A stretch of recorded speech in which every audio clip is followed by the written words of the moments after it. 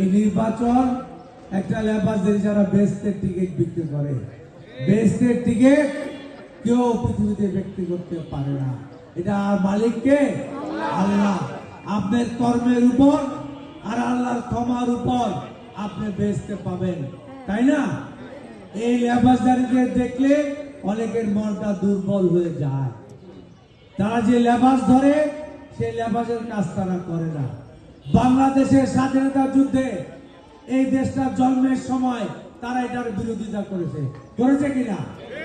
আলসাম রাজাকার তৈরি করেছে। জামাতের 4 জন মন্ত্রী ইয়াইয়ার ক্যাবিনেটে ছিল, তারা 30 লক্ষ মুক্তিযোদ্ধাকে হত্যায় সহযোগিতা করেছে। আমাদের 3 লক্ষ মামুনের ইজ্জত লুণ্ঠনে এই জামাতিরা সহযোগিতা করেছে। একা লেবাস করে অনেক কথাই বলে।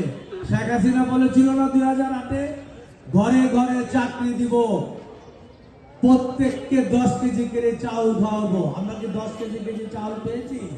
ঘরে ঘরে চাকরি পেয়েছি? কি পেয়েছি? ঘরে ঘরে লাশ পেয়েছি।